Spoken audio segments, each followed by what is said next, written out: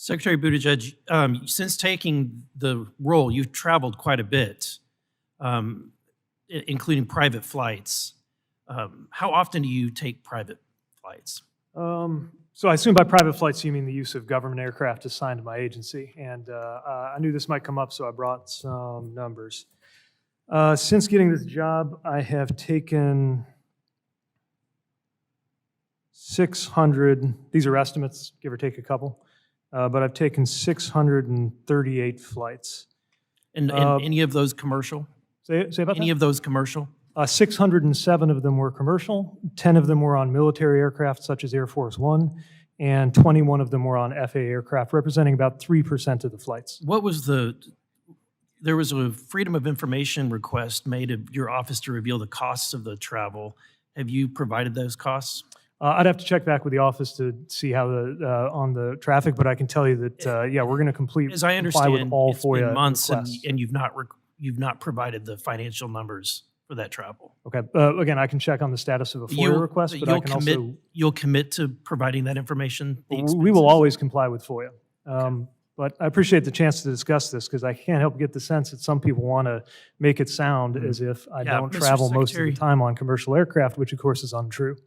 Yeah, Mr. Secretary, I think the irony for most people in my district is that they're being told that they're going to have to convert to electric vehicles to reduce their carbon footprint, and yet not everyone gets to travel the way that you do.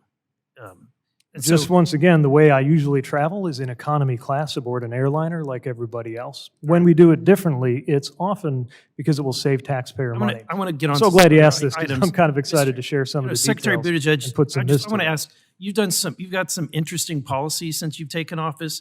Some of them include that you spent $1 billion to fight against racist highways, which is befuddling to me. You are forcing training manuals that divide Americans. You have climate policies that appease the radical environmentalists.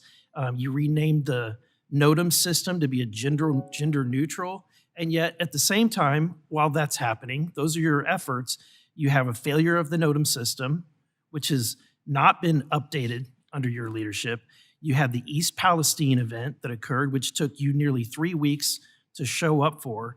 And the American citizen is currently facing countless flight delays. Just ask them. And yet we have still supply chain issues. So my question is, why are you pushing those policies when we have nuts and bolts issues to deal with?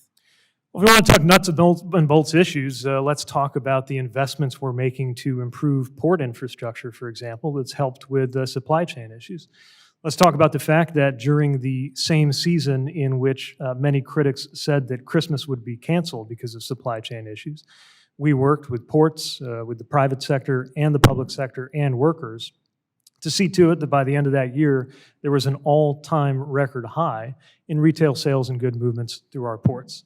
Now, talk nuts and bolts issues, let's talk about the 37,000 physical infrastructure projects so far and counting, supported through the Infrastructure Investment and Jobs Act. And since you raised East Palestine, I hope that's an indication that we can get you on the record in favor of the Railway Safety Act.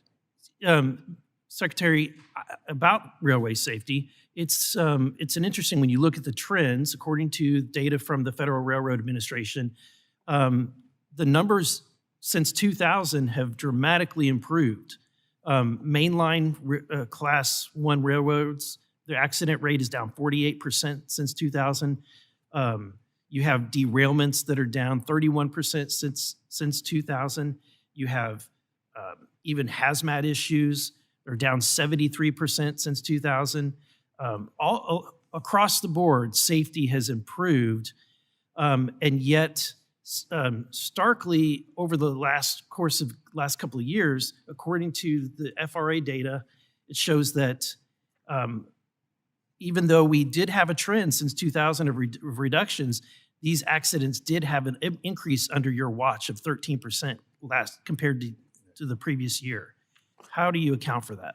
Well, actually, so far, the rate of derailments this year is down compared to last year, but I do appreciate you being perhaps the first Republican congressman to acknowledge that overall rail accidents on my watch are substantially down from what they were 10 or 20 years ago. Now, the question, in my view, is how to get them down even further, which is why I would love to have you stand with us and not with the rail lobby on the Railway Safety If you Act. care about safety, why did you turn down BNSF's ability to use drone technology to check the rails? Oh, I'm so glad you asked that. One thing that really frustrates me is the characterization that we deny the ability to use drones to inspect rails.